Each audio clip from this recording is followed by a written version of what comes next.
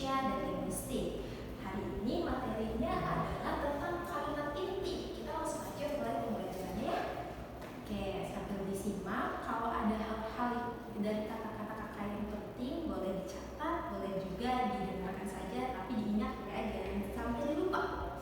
Oke, hari ini kita akan membahas tentang kalimat inti. Sebelumnya ada yang pernah dengar belum kalimat inti? Belum? Oke, kalau belum, kita akan bahas. Nah, sebelumnya kakak akan menjelaskan tentang belajar apa sih kita hari ini.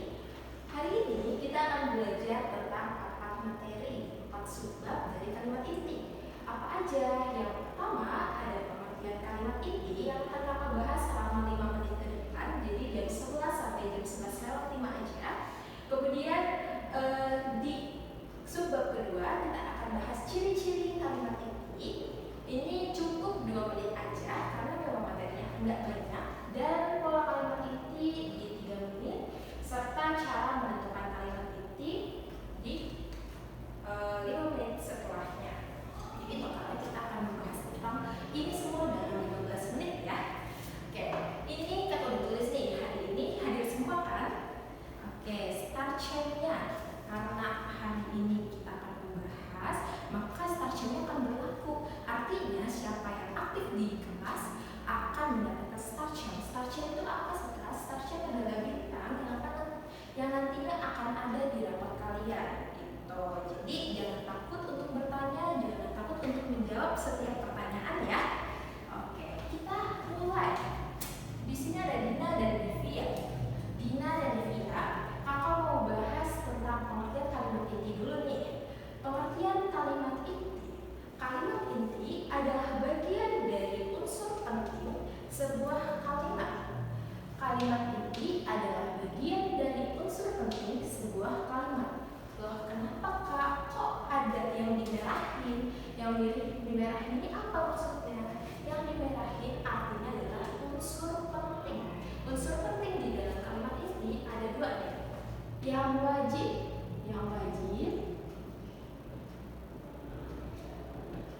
itu ada subjek dan predikat. Oke, ada subjek dan predikat. Kemudian ada tambahan. Yang menjadi tambahan adalah objek atau pelengkap. Oke, sebelum kita membahas ini, akan membahas dulu tentang pola kalimat umum. Pola kalimat umum yang biasanya kita sering sebut dengan SPOK, subjek, predikat, objek, dan keterangan. Ya, udah mulai ingat? Oke, kalau udah mulai ingat, sekarang kita mau tanya dulu. Subjek, predikat, objek, atau pelengkap, dan keterangan. Kalau subjek biasanya untuk siapa nih? Untuk menunjukkan apa? Gimana? Untuk menunjukkan pelaku, betul. Untuk menunjukkan pelaku. Dina start chain 1 ya. Ayo, Divya juga boleh jawab. Ya, subjek. Oke, pelaku yang melakukan predikat. Oke, betul juga nih Divya. Jadi, subjek adalah pelaku yang melakukan suatu predikat. Artinya, berarti predikat adalah apa yang sedang dilakukan oleh subjek. Iya. Kemudian kalau objek itu apa yang sedang dilakukan, bisa berbentuk benda, bisa berbentuk nomina, dan keterangan itu untuk menjelaskan di mana, kapan, dan sebagainya ya. Jadi kayak latar waktunya gitu. Sampai sini udah mulai ingat tentang bahasa Indonesia yang sebelum-sebelumnya dipelajari di sekolah? Oke, kalau sudah paham, pola kalimat umum yang tadi kakak bahas itu adalah pada umumnya. Artinya, di kalimat inti dan pola umum pada umumnya itu berbeda ya. Kenapa berbeda? Karena di dalam kalimat inti, unsur penting yang dimaksud yang wajib ada adalah subjek dan predikat. Sementara yang tambahan adalah objek atau pelengkap. Kakak contohkan begini. Kalau misalnya subjek plus predikat aja, menurut kalian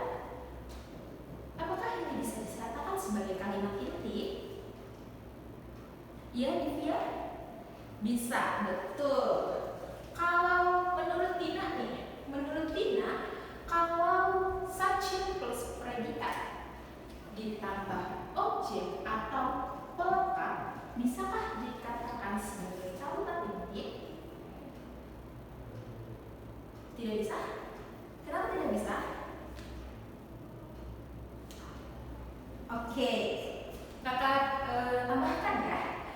Tadi Dinda bilang kalau ditambah objek atau pelengkap bolehnya salah satu aja, atau subjek sama predikat aja, objek atau pelengkapnya nggak boleh. Oke, kakak jelaskan ya. Jadi di sini unsur penting yang wajib ada adalah subjek dan predikat. Artinya kalau di dalam kalimat inti ada subjek dan predikatnya aja, itu artinya betul. Dan kalau subjek, predikat plus objek atau pelengkap, jadi objek atau pelengkap ini boleh digunakannya salah satu aja, ya boleh objek aja atau pelengkap aja, dan itu bisa dikatakan kalimat inti. Yang tidak boleh adalah ketika subjek plus predikat plus objek atau pelengkap ditambah dengan keterangan. Loh, kenapa kak? Kok nggak boleh ditambah keterangan? Karena kalau ditambah dengan keterangan, artinya menjadi kalimat umum, bukan kalimat inti. Begitu. Jadi syarat di dalam kalimat inti tidak boleh menggunakan keterangan. Gitu. Artinya subjek plus predikat boleh, subjek predikat objek atau pelengkap boleh, tapi kalau ditambah keterangan tidak boleh. Oke, sampai sini udah paham? Oke, kalau sudah paham, kakak hapus yang ini ya. Nah, nanti kalian biar bisa membedakan. Jadi subjek plus predikat atau subjek plus predikat plus objek atau pelengkap. Oke, kakak kotakin di sini rumusnya ya. Nah, seperti itu. Nah, ini kalimat umum, bukan kalimat inti. Oke, setelah kalian paham tentang apa aja unsur penting di dalam kalimat inti, kakak akan menjelaskan tentang ciri-ciri kalimat inti. Ciri-ciri kalimat inti nggak terlalu berbeda penjelasannya dengan yang pengertian, tapi di sini berbedanya yang pertama tadi udah kakak jelaskan ya, hanya terdiri dari unsur subjek, predikat, plus objek atau pelengkap. Kemudian berpola kalimat normal. Kalimat normal artinya berurutan subjek plus predikat. Nah, kalau misalnya tidak berurutan gimana kak? Yang tidak berurutan seperti ini. Misalnya dikatakan inversi atau dibalik-balik. Dibalik-balik contohnya predikatnya di awal baru subjeknya. Artinya itu tidak bisa dijadikan kalimat inti. Jadi kalau misalnya kalian melihat option di kalimat inti, pertanyaannya kalimat inti, tapi ternyata optionnya predikatnya duluan baru subjek. Bisa nggak ya kalau itu dikatakan kalimat inti? Oke, betul, Bina, tidak bisa karena artinya itu menjadi inversi. Sementara di kalimat inti tidak boleh diinversi atau dibalik-balik subjek predikatnya. Sampai sini ada yang mau ditanya dulu? Divya? Enggak, oke. Yang terakhir, ciri-cirinya adalah berbentuk kalimat berita. Contohnya, misalnya kalimat tersebut tuh ngasih informasi kita tentang sesuatu. Nah, di sana ada pelakunya yang menjadi subjek dan apa yang dilakukan menjadi predikat dan sebagainya. Kayak gitu. Nanti kita akan bahas kalau misalnya sudah pembahasan soal ya. Oke, selanjutnya kalau kita udah tahu tentang kalimat inti, udah tahu tentang ciri-ciri,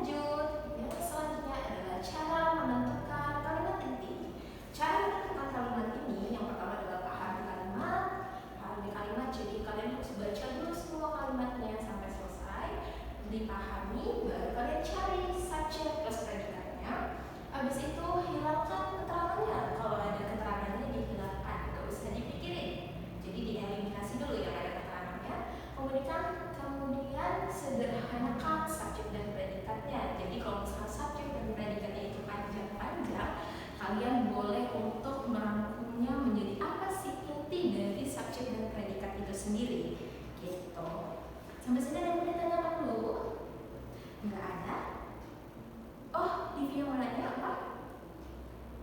Oke, kalau misalnya di optionnya ada keterangannya, nggak apa-apa. Kalau ada keterangannya, berarti itu bukan jawabannya. Kalau di optionnya ya, karena kan yang biasanya ditanyakan adalah soalnya kata inti dari kata tersebut adalah, berarti kalau ada keterangannya ada yang lebih tepat nih, cuma pakai rumus 4 ini, berarti